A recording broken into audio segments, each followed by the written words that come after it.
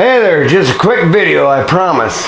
But I wanted to give you an update on what's going on right now. I woke up this morning, checked my internet before I went to work, and by the way, before anything else, first week back to work, and this old guy's feeling it. But I want to say to all my co-workers, we did a great job this week. Excuse me. But we did a phenomenal job. We should be proud of ourselves. After a 3-week break, and we came back and we had a good week the way we had, I'm glad I work where I do over there at Crossroads RV. And I know half of you probably are laughing at me right now thinking I'm kissing up, but I'm not. I actually mean it. So I'm kissing up to my fellow co-workers. So great job, guys. But anyways, that aside, what I saw on my Facebook and all that this morning, I was really happy.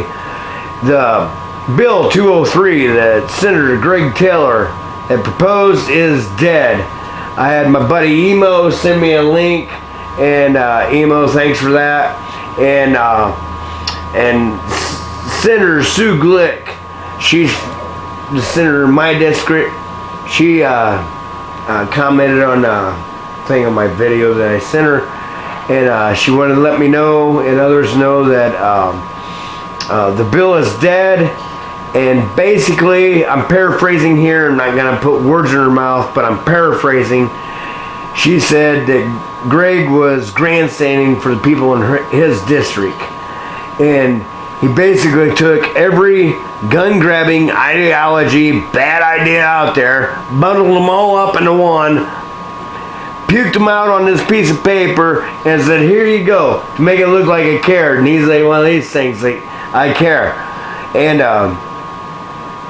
so this is coming from my own thoughts here, is no, you don't care. You're lazy, and you want to take rights away, and being so lazy, that's not caring.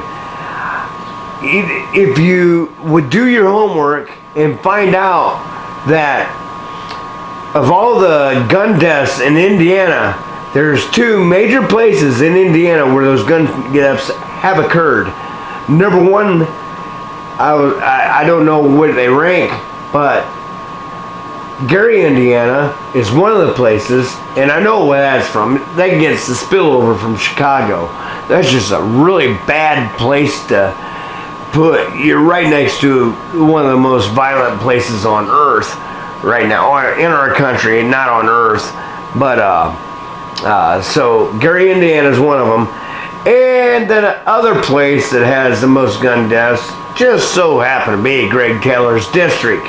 Now, why would that be? Would it be because there's guns out there? No, because we got guns all over the place.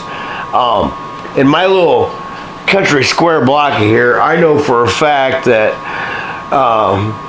we're loaded to the teeth. I'm not going to tell you how many guns I am. I'm not a gun freak. I don't have a lot of guns, but the guns I have are very effective. I know a lot of the other neighbors have the same gun, and they have more than one like me. And so we're armed to the teeth, and we've never drawn on each other. It's not the gun. It's a social problem. It's not a gun problem. And Greg is too lazy, from what I see, to really roll his sleeves up, dig into what the problems that are occurring in his district that makes people want to shoot each other. Because if guns didn't existed, they'd be throwing rocks at each other. I mean, the first murder in recorded history was Cain and Abel. Guns weren't even a thought. Cain killed Abel with a field rock. I don't think anybody back then blamed that rock. I think when God asked Cain, hey, where's Abel at? And God knew what happened. But when Cain said, I don't know, I guarantee you God didn't say, that evil rock. No, Cain killed his brother. So it's not a gun problem. My guess, I don't know what's going on in your district, but let's focus on the family unit. You have a strong family unit, there's going to be less crime. People want to belong, if they don't feel like they belong in their own family, they're going to go outside that family unit, and Lord knows what they're going to find. Oh, let's focus on how we can help the families, not how we can strip their rights away and make them defenseless. So that's a start. I would have to do more research on your district, Greg, but I think you did about much research on your district that I have. I think you've done less, to tell you the truth. If you're gonna cough that piece of crap up and actually act like you actually did something, as Sue suggested, look up. There was an interview he called into Kratz show or whatever down there in Indy. There's a radio show that he called into, and Greg Taylor, I gotta tell you, I'm embarrassed for you how much you really don't know about guns. You stated you're a hunter. Number one, Second Amendment is not about hunting. Never has been, never will be. It's about protecting our rights. That's why that right's so important, and protects my right of speech. It protects the fact that government can't kick down your door just because you don't agree with them. So I think you probably ought to do a little bit more research before you call into a radio show and think you're gonna do a gotcha moment. Because I was embarrassed for you. It was pathetic. And you have a law degree. Oh, I don't know if you got that from Cracker Jack box where you got that law degree, but wherever you went to school, I'd demand my money back. I'm just a hill jack that lives in the middle of a freaking cornfield, and you're almost as well spoken as me. And that's saying a lot, buddy, because I am not well spoken whatsoever. So that being said, other point I wanted to make, I'm proud of every one of you out there that called, that spoke up and said this is crap. You got up, you stood up for your rights, and you let everybody in government know this is not going to happen. And that gives me a lot more faith in our society than I originally had, because I didn't think people were going to be.